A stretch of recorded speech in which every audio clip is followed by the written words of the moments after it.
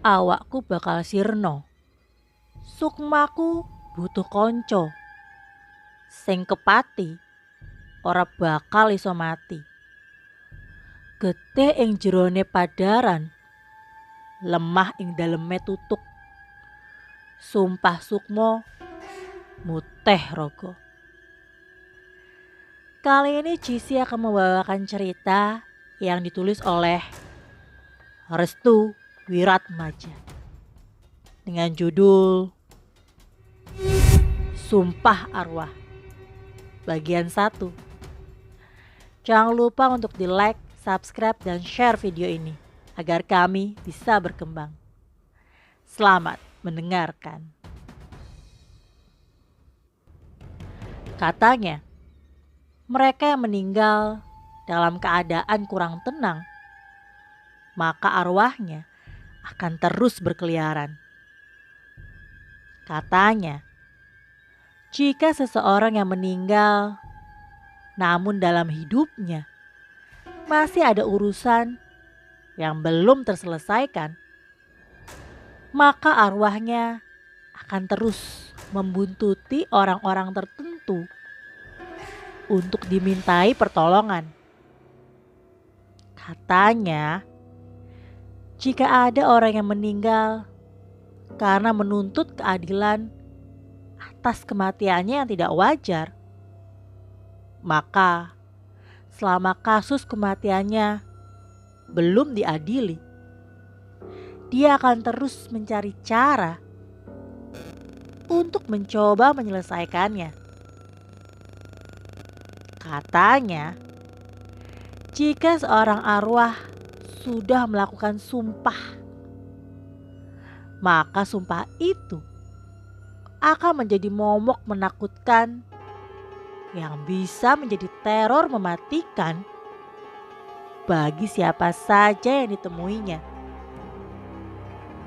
Part 1. Sebelum ajal menjemput. Pertanda seseorang akan meninggal sangatlah banyak.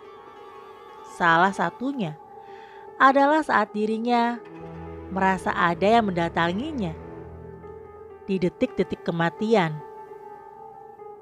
Tapi itu adalah satu-satunya. Biasanya tanda kematian seseorang juga tidak terlepas dari apa yang pernah dia lakukan di masa lalu. Bila mana di kehidupan sebelumnya dia telah melakukan perjanjian khusus kepada selain Tuhan, maka tubuhnya akan dijadikan peliharaan oleh apa yang dia abdi atau sembah sebelumnya. Namaku Batara. Aku berusia 18 tahun. Aku seorang mahasiswa di salah satu universitas di Jawa Tengah. Aku menyukai dunia literasi. Aku suka menulis dan membaca. Bagiku, duniaku hanyalah seputar hal-hal yang bisa dinalar dan dilogikakan. Selama dalam proses yang panjang, aku menemukan banyak sekali hal-hal yang dirasa kurang masuk akal. Tapi anehnya, aku menyukai hal-hal mistis karena memang keluargaku juga bagian dari itu. Sebagai anak satu-satunya dari keluarga, aku dibesarkan dengan kepercayaan yang sangat melekat dengan kejawen. Bapak dan ibuku adalah dua orang yang dikenal di desa sebagai penggiat supranatural. Aku baru saja pulang dari salah satu rumah sakit di Jawa Tengah. Rumah sakit ini sangat besar dan sudah dikenal banyak khalayak umum. Bukan rumah sakitnya yang akan aku bahas. Tapi kali ini aku ingin membahas orang-orang yang berada di dalam sana. Umumnya, mereka yang berada di sana adalah orang-orang yang tidak sehat atau sakit. Rasio dari orang-orang yang berada di sana sama seperti rasio mendapati resiko tetap hidup atau mati. Bisa dibilang, mereka yang sudah mendekati ajalnya, satu kakinya sudah mendarat lebih dulu di alam kematian. Saat itu, kakekku yang bernama Mbah Samsuri sedang mengalami sakit parah. Sudah sebulan lebih dia berada di rumah sakit. Tidak ada kabar kapan dia kembali ke rumah. Menurutku, sudah hal yang wajar karena mengingat umurnya sudah menyentuh angka 80 tahun. Akan tetapi, ada tanda-tanda khusus yang tidak bisa aku logikakan. Selama sebulan berada di rumah sakit, Mbah Samsuri menolak untuk memakan makanan yang sudah diberikan oleh pihak rumah sakit.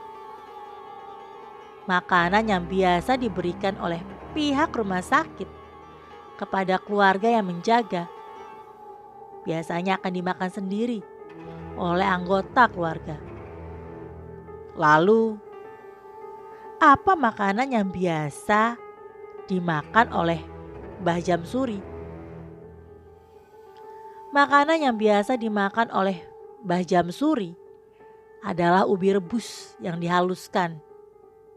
Dia akan selalu memakan itu di tiap harinya. Salah satu dari cucu Mbah Jamsuri yang ternyata seumuran denganku. Dia bernama Kardiman, cucu kesayangan dari Mbah Jamsuri, karena selalu menyiapkan makanan kesukaan Mbah Jamsuri selama berada di rumah sakit. Mengatakan bahwa Mbah Jamsuri ini harus menjalani lelakon puasa mutih selama berada di rumah sakit. Dia bukan sakit karena medis. Dia sakit karena memang sesuatu yang ada di dalam dirinya mau mengambil nyawa dan jiwanya. Jelas Kardiman. Kardiman tidak menjelaskan secara detail terkait dengan sesuatu yang berada di dalam tubuh Mbah Jamsuri yang ingin merenggut nyawa dan jiwa. Dia hanya berpesan kepadaku bahwa tiap tengah malam posisi tubuh Mbah Jamsuri akan bergantian dengan sesuatu yang berada di dalam tubuhnya. Memang benar, orang tuaku sudah menjelaskan dulu semasa hidupnya, Mbah Jamsuri adalah pegiat supranatural yang sama.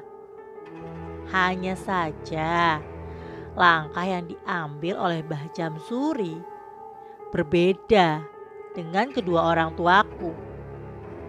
Mbah Jamsuri memanfaatkan ilmu hitam di atas segalanya. Dia menjadikan ilmu hitam sebagai pegangannya selama hidup. Beberapa anggota keluarga bilang, jika sifat dan karakter Mbah Jamsuri selalu berbeda-beda di tiap waktu. Jika di tiap makan, dia selalu menggertuk atau menggertakkan gigi-giginya. Kardiman bilang, jika saat kondisi itu terjadi, yang memakan makanan Mbah Jamsuri adalah sesuatu yang berada di dalam tubuhnya. Selain itu, bila tengah malam tiba, Mbah Jamsuri akan berjalan keluar dalam kondisi kedua matanya yang tertutup. Anehnya, Mbah Jamsuri tidak menabrak tembok atau terjatuh. Kardiman bilang Mbah Jamsuri yang asli sedang tertidur. Akan tetapi yang berjalan di tengah malam itu adalah sesuatu yang menggantikannya saat dia tidur. Saat hendak tidur, Kardiman selalu menyiapkan 2 gelas kopi hitam tanpa gula untuk diletakkan di meja. Namun anehnya, Mbah Jamsuri justru memakan kopi hitam bubuk mentah-mentah tanpa air setetes pun. Bahkan banyak sekali rumor-rumor aneh yang memang sudah dikenal oleh keluarga tentang Mbah Jamsuri. Tidak heran, saat Mbah Jamsuri berada di rumah sakit, banyak keluarga yang enggan untuk menjaga Mbah Jamsuri. Sebagian dari mereka ada yang takut, tidak ingin turut ikut campur, atau kedatangannya hanya menjadi petaka baru yang sangat membahayakan nyawanya. Hanya Kardimanlah satu-satunya orang yang sangat peduli dengan Mbah Jamsuri. Sejak Kardiman masih kecil, Mbah Jamsuri yang merawatnya. Orang tuanya tidak bisa berbuat apapun karena itu adalah permintaan pribadi dari Mbah Jamsuri. Hubunganku dengan Mbah Jamsuri tidak ada sama sekali. Terakhir aku bertemu dengannya saat ada perkumpulan seluruh keluarga. Aku membayangkan jika sosok Mbah Jamsuri adalah orang yang sangat misterius dan menakutkan. Dia jarang sekali berbicara. Akan tetapi, sekalinya dia berbicara, seluruh keluarga akan terdiam. Aku diberi kesempatan oleh Kardiman untuk bisa menengok dan melihat Mbah Jamsuri yang sedang dirawat. Itu juga aku lakukan atas dasar keinginanku sendiri. Jika kedua orang tuaku tahu bahwa aku baru saja menengok Mbah Jamsuri, pasti mereka berdua akan marah. Saat aku melihat Mbah Jamsuri, aku terkejut dengan berat tubuhnya yang seiring berjalannya waktu semakin berkurang drastis. Tubuhnya menjadi sangat kurus dan mulutnya selalu mengeluarkan air liur yang aroma baunya kurang sedap. Beberapa suster yang melayani atau bahkan hendak melakukan pemeriksaan juga selalu menahan rasa bau yang tidak sedap yang keluar dari mulut Mbah Jamsuri. Mereka selalu menggunakan masker untuk melindungi hidungnya dari segapan bau yang kurang mengenakan. Kondisi Mbah Jamsuri yang aku lihat benar-benar sangat memprihatinkan. Tidak ada satupun anggota keluarga yang mau menengoknya. Sejujurnya, hanya Kardiman dan aku seorang. Aku belum tahu juga dan belum sempat menanyakan kepada Kardiman siapa saja yang sudah pernah menengok Mbah Jamsuri. Kemungkinan besar para anggota keluarga mau saja membiayai Mbah Jamsuri yang tengah dirawat di rumah sakit. Hanya saja mereka tidak mau untuk menjaga atau sekedar menengok. Lalu apa yang menjadikan itu semua terjadi? Sepulang dari rumah sakit, aku langsung disambut oleh bapak dan ibu. Mereka benar-benar sudah menungguku di luaran rumah. Tatapan keduanya benar-benar sangat berbeda dari biasanya. Mungkin mereka berdua sudah tahu kemana tujuanku pergi selama ini. Assalamualaikum, Pak, Bu, ucapku dengan ramah untuk mengambil hati mereka berdua. Kutarik pelan tangan kanannya satu persatu, lalu kucium dan mundur sejenak untuk membiarkan mereka berkata apapun yang ingin mereka katakan. Sudah jenguk? Pertanyaan pertama dari ibu sungguh membuatku sangat ketakutan. Mereka berdua benar-benar sudah mengetahui kemana aku pergi selama seharian ini sampai hari menjelang gelap. Sudah, Bu, maaf, aku gak ngasih tahu dan gak izin ke ibu sama bapak kalau kamu tahu kan, Dek?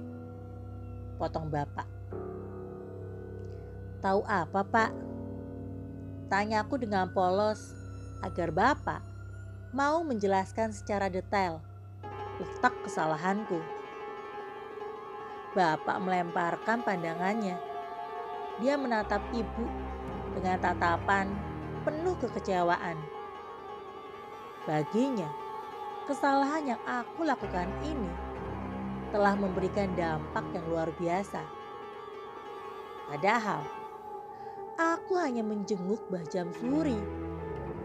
Apa yang menjadi kesalahanku karena menengok? Mbah Jamsuri itu sudah bukan manusia lagi. Ibu sama bapak takut jika dia sedang mencari tubuh baru untuk sesuatu yang berada di dalam tubuhnya. Ucap ibu kepadaku. Bapak tiba-tiba menarik tanganku dan juga tangan ibuku. Tarikannya lumayan kencang. Jarang-jarang bapak langsung merespon masalah ini dengan menarik tangan. Bapak menyuruhku dan ibu untuk masuk ke dalam rumah. Aku tahu bila bapak sudah seperti ini, biasanya ada tanda-tanda yang akan terjadi atau ada sesuatu yang tidak aku ketahui. Bau mayat. Bapak mencium bau mayat. Ibu juga mencium hal yang sama. Mereka berdua menutup pintu rumah dan mengintip luaran dari dalam rumah. Aku hanya memperhatikan ekspresi keduanya yang seakan sedang menahan rasa kekhawatiran. Saat yang bersamaan, mereka berdua menatapku. Batara, kenapa, Bu? Kamu ngobrol sama Mbah Jamsuri? Batara gak ngobrol, Bu. Batara cuma lihat Mbah Jamsuri makan aja. Terus dia lihat Batara sebentar. Habis itu Kardiman dibisiki sesuatu oleh Mbah Jamsuri. Tapi Kardiman gak ngasih tahu Mbah Jamsuri bilang apa. Ibu dan bapak sama-sama menarik nafas panjang. Tampaknya apa yang selama ini mereka takutkan benar-benar nyata adanya. Aku tidak bisa mengatakan apapun kecuali menanyakan apa yang terjadi denganku setelah ini. Apakah jangan-jangan sesuatu yang berada di dalam tubuh Mbah Jamsuri ingin mengambil tubuhku? Atau memang ada sesuatu yang tidak bisa aku prediksi ke depannya? Bu, Pak, ada apa? Tanyaku dengan penuh ketakutan saat keduanya benar-benar seakan sudah sangat pasrah. Bapak membawaku ke ruang tamu. Ibu menutup kordeng rapat-rapat. Dia menutupi seluruh makanan dengan kain hitam. Kenapa makanannya ditutup pakai kain hitam, Bu? Ada apa sebenarnya? Tanyaku kepada ibu. Nanti bapakmu yang akan jelasin. Sekarang dan seterusnya, kamu tidak boleh bertemu dengan Mbah Jamsuri. Baik saat dia masih hidup atau saat Mbah Jamsuri meninggal dunia. Kamu tidak boleh menengoknya sama sekali. Mengerti? Pinta ibuku dengan nada yang sangat tegas. Aku hanya mengangguk paham. Bagiku, ada hal yang tidak aku ketahui dan sebaiknya memang aku tidak menaruh rasa penasaran lebih akan sesuatu yang sangat membahayakan. Dampak dari rasa penasaranku akan Mbah Jamsuri ternyata separah ini. Bapak menatapku dengan teduh. Kali ini dia benar-benar ingin berkata dari hati ke hati agar aku bisa memperoleh pemahaman. Batara, kamu tahu kan, Mbah Jamsuri sudah dikenal oleh keluarga sebagai orang penganut ilmu hitam di keluarga kita, ucap bapak. Tahu pak, tapi Batara masih belum paham. Kenapa seluruh keluarga jauhin Mbah Jamsuri? Tanyaku dengan polos. Mbah Jamsuri sejak dulu meminta seluruh keluarganya untuk nurunin ilmunya biar tidak selesai di dirinya. Hanya saja tidak ada satupun dari keluarga yang mau, termasuk bapak dan ibu. Kami berdua memilih menjalankan ilmu putih agar kami terhindar dari hal-hal musyrik. Jelas bapak. Aku mengangguk paham. Ternyata penolakan yang dilakukan oleh seluruh keluarga terhadap permintaan dari Mbah Jamsuri ada benarnya juga. Tubuh kamu sudah bau mayit. Mbah Jamsuri ngincar tubuh kamu. Sesuatu yang berada di dalam tubuh Mbah Jamsuri pengen masuk ke dalam tubuh kamu. Bapak seakan memberikan peringatan kepadaku bahwa ada entitas tak kasat mata yang sedang mengincar tubuhku. Namun, entitas apa yang dimaksud? Sudah, kamu mandi sana. Bersihin badan kamu.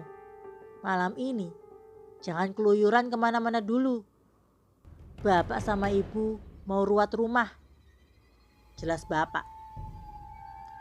Hanya karena perkara aku menengok Mbah Jamsuri, bapak dan ibu harus melakukan peruatan terhadap rumah.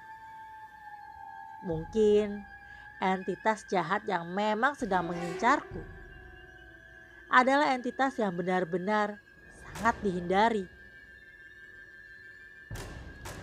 Bagaimana tidak? Bapak bilang entitas tersebut sedang mencari wadah baru setelah Mbah Jamsuri meninggal nanti. Lantas, siapa yang menjadi wadah berikutnya dari entitas yang dimaksud? Aku tinggalkan sejenak pikiran rumitku terkait Mbah Jamsuri. Makin lama, aku makin kepikiran dengan cara Mbah Jamsuri yang menggertakkan gigi-giginya ketika hendak makan, atau dari senyum menyeringai yang mengerikan. Di kepalaku masih banyak pertanyaan yang belum terjawab sama sekali. Apa yang sebenarnya yang dilakukan oleh Mbah Jamsuri? Sampai-sampai dia harus menderita di akhir hidupnya. Anggota keluarga yang tidak peduli, bahkan mereka tidak ada keinginan untuk menjenguk atau bahkan mengetahui keadaan Mbah Jamsuri. Sangat disayangkan memang. Namun, tidak ada paksaan tiap anggota keluarga untuk memutuskan hal ini. Mereka tahu resiko. Mereka tahu dampak dan akibatnya. Mereka tahu apa yang akan terjadi bila entitas yang berada di dalam tubuh Mbah Jamsuri masuk ke dalam raga selanjutnya. Tidak biasanya aku memikirkan apa yang memang menjadi ketakutanku sampai di kamar mandi. Gayung yang sudah terisi air penuh, aku diamkan sejenak.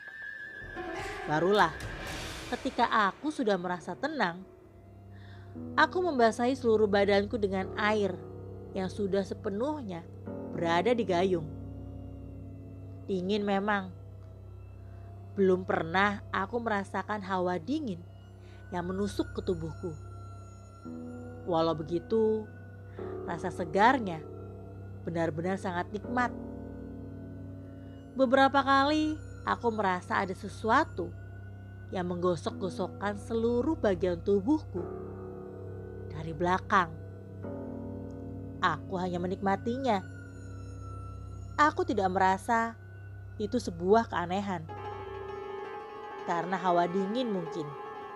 Aku merasa ilusi dan imajinasi bisa menjadi satu padu. Hingga sampai selesai, aku tetap mendiamkan tubuhku sejenak untuk menikmati hawa dingin yang perlahan-lahan menghilang. Terakhir, aku langsung mengambil air wudhu guna melaksanakan sholat maghrib di kamar. Selesai berwudhu, tanganku langsung meraba-raba ke arah cantolan baju di belakang. Tetapi aku memang benar-benar lupa. Aku baru teringat bahwa aku lupa untuk membawa handuk ke dalam kamar mandi. Aku meminta tolong kepada ibuku untuk mengambilkan handuk. Namun, panggilanku benar-benar tidak digubris olehnya. Mau tidak mau, aku menggunakan bajuku untuk dijadikan handuk. Sekiranya sudah kering, aku perlahan keluar dari kamar mandi. Akan tetapi, saat aku keluar dari kamar mandi, mataku terperanjat dengan sesuatu yang aneh. Aku melihat ada jejak langkah kaki basah yang keluar lebih dulu dari kamar mandi. Ini jejak langkah kaki itu mengarah kepada ruangan ibu dan bapak yang mungkin saja sedang berada di kamar. Bu, Pak, aku menelan ludahku sendiri. Aku benar-benar tidak berada dalam keadaan mimpi atau berimajinasi tinggi. Aku benar-benar melihat dengan jelas bekas jejak langkah kaki yang basah. Seakan-akan saat aku berada di kamar mandi, ada sesuatu yang memang ikut serta. Aku merasa ada yang tidak beres. Aku merasa ada sesuatu yang sedang terjadi. Aku merasa ini benar-benar sesuatu yang sudah berada di luar nalar. Ibu, Bapak, nadaku kembali dipertegas. Kubuka setiap pintu ruangan untuk mencari mereka berdua yang mungkin saja sedang berada di dalam ruangan. Ibu, Bapak. Ruangan tiba-tiba seperti mengeluarkan hawa panas hingga membuat dahiku berkeringat. Gigi-gigiku menggertak seakan-akan ada kekhawatiran yang terus menghantuiku. Kini, aku menatap ruangan terakhir, tempat biasa mereka melakukan sebuah ritual. Aku hanya takut mereka semua mendapat serangan dari entitas yang sedang membuntutiku. Tanganku menyentuh gagang pintu. Ku pejamkan mata sembari meyakinkan diri bahwa mereka berdua dalam keadaan baik-baik saja. Akan tetapi, saat aku ingin membuka pintu ruangan tersebut, tiba-tiba pundakku ditepuk oleh sesuatu dari belakang. "Jangan dibuka." Aku merespon hingga harus melepaskan tanganku dan menengok ke arah belakang. Aku terkejut saat melihat dahi ibuku sudah dibaluri dengan kunyit. "Ibu, ada apa? Bapak mana?" tanyaku sambil menampakkan wajah penuh ketakutan. "Ada yang nyusup. Bapak lagi fokus buat ngusir. Kamu jangan jauh-jauh dari ibu," ucap ibu. Aku hanya mengangguk paham. Aku tidak banyak bicara. Tangan ibu memegangiku dan mengarahkanku menuju kamar. Aku merasakan bahwa rumah seutuhnya sudah terkepung oleh sesuatu yang tidak kasat mata. Apa jangan-jangan semua kejadian aneh ini bermula hanya karena aku menengoki Mbah Jamsuri? Atau jangan-jangan ada sesuatu yang berbeda? Ibu memintaku untuk mengganti baju. Setelah aku mengganti baju, ibu mengalungiku dengan potongan bawang putih dan membaluri dahiku dengan kunyit. Tidak lupa pula ibu menyerahkan potongan gula merah untuk aku emut pelan-pelan. "Habis ini bapak mau ngeruat kamu, biar kamu gak diikutin lagi," ucap ibuku. "Emangnya sosok itu masih ngikutinku?" tanyaku dengan polos. "Kamu ngerasa gak diikutin di kamar mandi? Dia barusan keluar dari situ," jelas ibu dengan nada sedikit tinggi tapi pelan. Aku baru teringat saat berada di dalam kamar mandi, ada sesuatu yang menggosok-gosokkan pundakku. Aku benar-benar baru menyadarinya. Sontak saja, tangan kananku langsung meraba-raba pundakku. "Kenapa?" tanya ibuku. "Dia masih ngikutin aku gak, Bu?" tanyaku dengan mata yang sudah mulai berkaca-kaca. Ibu hanya menjawabnya dengan menggeleng-gelengkan kepalanya. Dia kemudian membawaku menuju ruangan tempat di mana bapakku sedang melakukan peruatan. Dalam seumur hidupku, aku tidak dan benar-benar tidak mempercayai hal-hal gaib. Akan tetapi, dalam posisiku sekarang, aku benar-benar merasa takut. Aku tidak bisa melogikakan hal ini, sebab jejak langkah kaki basah itu masih nyata aku lihat. Sampai saat dimana kami berdua berada di depan ruangan. Ibu menengok ke kanan dan ke kiri sembari membacakan mantra Jawa. Durbiksa Jagatra Janaloka. Aku hanya terdiam sambil meyakinkan bahwa keberadaanku di samping ibuku benar-benar aman. Aku tidak mau ada gangguan gaib atau entitas gaib yang mengikutiku.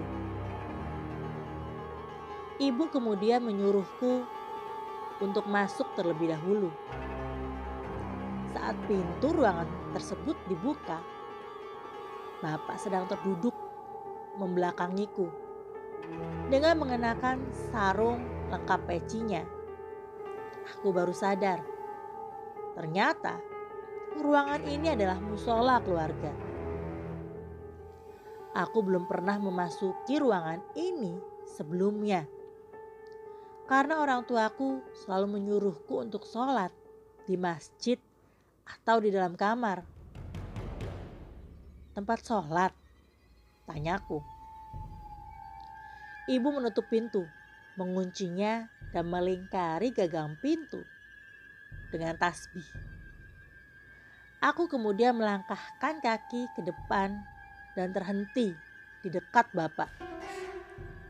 Perlahan, aku merendahkan tubuh dan bersimpuh di samping Bapak dengan posisi kaki menyila.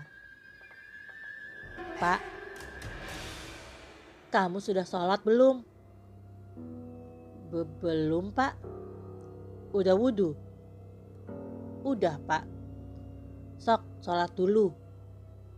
Aku segera melakukan sholat maghrib. Aku selesaikan dengan sesempurna-purnanya. Aku jalankan sholat ini dengan penuh keyakinan bahwa ini meyakini seluruh kekuatan Tuhan di atas segalanya. Selesai melaksanakan sholat, hatiku merasa lebih tenang. Kedamaian sepertinya datang menyelimuti pikiran dan perasaanku saat ini. Akan tetapi, aku masih menunggu langkah apa lagi yang akan dilakukan oleh Bapak kepadaku. Pak, Batara udah sholat, ucapku. Bapak langsung menengok ke arahku. Dia memberitahu sesuatu yang tidak kukira sebelumnya. Batara, Bapak harus merawat kamu secepatnya, nak. Kamu memang sudah jadi incaran Mbah Jamsuri. Jelas Bapak. Incaran? Bapak kira dia akan memilih Kardiman dibanding kamu. Bapak juga tidak tahu kenapa kamu yang dipilih. Aku benar-benar tidak habis pikir mengapa kebodohan yang baru aku jalani ini menyebar banyak sisi yang tidak ingin aku ketahui. Terus, aku harus bagaimana, Pak? Kamu tiduran, nak? Aku disuruh terlentang oleh Bapak. Aku melihat keseriusan yang terjadi pada ekspresi wajah Bapak. Belum lagi, ibu yang berada di bagian belakang seakan sedang mengawasi pintu ruangan. Barangkali ada sesuatu yang mencoba untuk masuk. Jaga pintu ya, Bu, ucap Bapak. Ibu mengangguk paham. Kini, Bapak mulai melakukan pembersihan dengan menekan beberapa anggota tubuhku, seperti jari, jempol, perut, jidat, pergelangan tangan, dan terakhir, aku disuruh untuk berbalik badan. Di saat yang bersamaan, Bapak menekan pundakku dengan sangat kuat, hanya dengan satu jari. Padahal, hanya satu jari saja. Akan tetapi rasa sakitnya benar-benar terasa. Bapak juga sempat terkejut saat melihat ada bekas goresan seperti cakaran yang tercetak jelas di pundakku. Berarti benar, kamu mau dijadiin wadah. Ini harus ditambal, ucap Bapak saat pelan-pelan menekan beberapa titik di bagian pundakku dengan jari telunjuknya. Aneh memang, saat penekanan itu berlangsung, perutku dirasa mual. Aku beberapa kali ingin muntah, namun tidak bisa. Bapak memintaku untuk memuntahkan isi yang berada di dalam mulutku. Bu, ambil mangkok kecil itu. Ibuku langsung mengambil mangkok kecil yang berada di atas meja kecil. Ibu menyerahkannya ke Bapak. Bapak mempersilahkan aku untuk terduduk sembari memegangi mangkok kecil yang diarahkan ke mulutku. Keluarin nak, keluarin. Pak.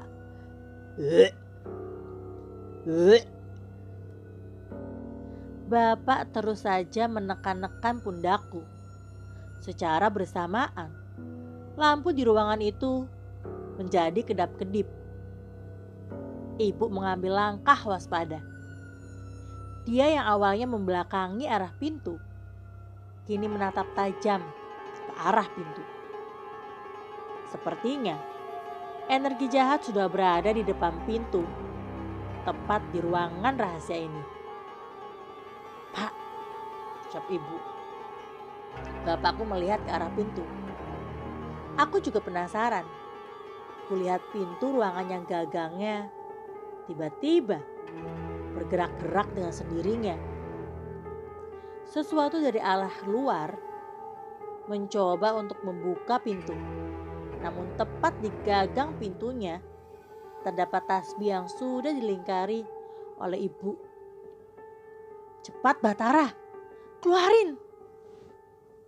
Aku berusaha untuk mengeluarkan sesuatu yang terus bergejolak di dalam perut. Namun, semakin aku ingin mengeluarkannya, semakin aku sulit untuk bisa memuntahkannya. Mataku tiba-tiba berkunang-kunang. Pandanganku sedikit kabur. Aku melihat ada sesuatu yang membelakangi bapakku. Bayangannya sangat gelap. Aku tidak jelas melihatnya. Dia terkesan bukan seperti manusia. Sosoknya hitam, tidak jelas. Dia seakan berdiri untuk merasuki tubuhku. Tangannya selalu bergerak-gerak, sangat panjang. Aku yakin dia bukan manusia. Apakah dia sosok yang selama ini mengincarku? Bapak terus berteriak. Dia melihat ke arah pintu yang sudah hampir terbuka. Ibuku ambruk jatuh. Dari mulutnya keluar cairan merah. Ibuku menggunakan tangannya untuk menahan energi jahat dari kejauhan. Bapak mencoba menyadarkanku yang kondisinya sudah setengah tidak sadarkan diri. Aku baru teringat bahwa keadaan sudah semakin tidak kondusif. Aku hanya tinggal mengeluarkan sesuatu yang berada di dalam mulut saja. Namun, mengapa sangat sulit untuk mengeluarkannya? Telingaku menangkap suara-suara tidak jelas, sangat asing. Nadanya sangat menakutkan. Aku belum pernah mendengar kalimat-kalimat aneh itu. Sebenarnya, kalimat-kalimat yang mengajakku untuk menyatu dengan sesuatu yang jahat. Muteh, muteh, muteh. Aku menutupi kedua telingaku dengan tangan. Bapak tahu, reaksi seperti ini adalah reaksi yang sangat ditakuti. Sosok atau entitas yang ingin mengincarku benar-benar sudah mempengaruhi pikiran dan merasuk perlahan ke dalam ketakutan. Jangan didengerin, jangan didengerin. Aku berusaha untuk tidak mendengarkan mantra aneh yang dikatakan entitas gaib itu kepadaku. Tapi pelan-pelan kalimat itu membuatku semakin mual. Kepalaku makin pusing. Dan sesuatu yang berada di dalam perutku terus bergejolak kuat. Muteh, muteh, muteh. Tiba-tiba ada sesuatu yang terdorong keluar dari tenggorokanku hingga membuatku membuka mulut, lalu menumpahkan keseluruhannya ke dalam mangkok. Bleh. Bapak melihat dengan jelas muntahan aneh yang dikeluarkan dari tubuhku. Cairan berwarna kekuningan yang berisi potongan-potongan daging kecil yang baunya sangat busuk. Muntah mayit, ucap bapak. Aku tidak teringat apapun. Aku langsung ambruk di lantai. Bapak meletakkan mangkok itu di tempat yang aman, lalu membantu ibu yang sudah kewalahan menahan energi jahat, entitas gaib yang mencoba untuk memasuki tubuhku dengan menjadikannya sebagai wadah. Gagang pintu yang bergerak-gerak kini terhenti sendiri. Kondisi rumah menjadi kembali normal. Cahaya lampu tidak lagi berkedip-kedip. Suasana rumah menjadi lebih damai setelah aku berhasil mengeluarkan semua muntahan aneh yang belum aku ketahui bentuknya. Aku tidak tahu apa yang terjadi setelah malam hari. Aku merasa ada hal aneh yang datang dan menerorku. Hanya saja, pagi harinya, Kardiman mendatangi rumahku. Dia menyampaikan duka berita bahwa Mbah Jamsuri telah meninggal dunia. Bapak dan ibuku diminta untuk bertakziah. Aku mendengar seluruh obrolan yang dibicarakan Kardiman lewat bapak dan ibu. Saat malam yang bersamaan, ternyata Mbah Jamsuri berjalan sendirian melewati lorong-lorong rumah sakit. Ia menuju ke ruang mayit dan memandikan tubuhnya sendiri ke sana. Kardiman tahu itu semua bukanlah tingkah laku dari Mbah Jamsuri. Dia membuntuti, mengintip, dan melihat secara seksama bahwa Mbah Jamsuri sedang tertidur di ruangan itu seperti hendak menemui ajal. Akan tetapi, ada satu hal yang saat itu Kardiman tidak percaya sebelum ajal menjemput tubuh Mbah Jamsuri. Kardiman mendengar Mbah Jamsuri melakukan sumpah sebelum kematiannya. Awakku bakal sirna, sukmoku butuh konco. Sing kepati ora bakal iso mati. Getih ing jero padaran, lemah ing daleme tutuk. Sumpah sukmo muteh raga. Bapak terkejut. Mbah Jamsuri melakukan sumpah arwah sebelum kematiannya. Dia kemudian teringat dengan kejadian yang baru saja terjadi semalam. Semua keluarga sudah kamu ceritakan tentang ini, Man? Tanya bapak. Keluarga Mbah Dewi gak mau Mbah Jamsuri dimakamkan di dekat rumah. Mbah Jamsuri harus dimakamkan jauh dari seluruh keluarga. Jelas Kardiman. Aku tahu maksud dari Mbah Dewi. Dia tidak mau kena imbasnya. Tapi maaf sekali, Man. Aku juga tidak bersedia untuk menanggung beban ini. Pinta bapak dengan jujur kepada Kardiman. Kardiman mengerti. Dia tahu jika tak ada satupun keluarga yang mau menerima jasad Mbah Jamsuri. Akan tetapi, dia hanya meminta seluruh keluarga untuk berkumpul di rumah Mbah Jamsuri. Urusan penguburan, biar Kardiman saja yang memikirkannya. Aku cuma minta Mbah Jamsuri ditemani di hari terakhirnya di bumi sebelum dia dikebumikan. Jika perlu, seluruh keluarga dikumpulkan. Urusan penguburan, biar aku saja yang menjadi tanggung jawabnya. Jelas Kardiman. sembari menundukkan tubuh dan kepalanya pada bapak. Bapak menatap wajah ibuku. Aku perlahan ikut gabung ke pembicaraan mereka. Sedikit terkejut, Kardiman melihatku. Dia kemudian tersenyum. Dia seperti melihat sesuatu yang sangat disenanginya. Tiba-tiba, Kardiman langsung mendekatiku sambil menundukkan badannya. Seolah-olah bahwa di hadapannya adalah orang tua yang umurnya sangat terpaut jauh dengan Kardiman. Sukmamu ora sirno, ucap Kardiman yang pelan sambil mencium tanganku. Untuk bagian satunya selesai sampai di sini. Terima kasih kepada kalian yang sudah mau mendengarkan cerita ini. Dan terima kasih kepada penulis yang sudah sangat luar biasa menulis cerita ini.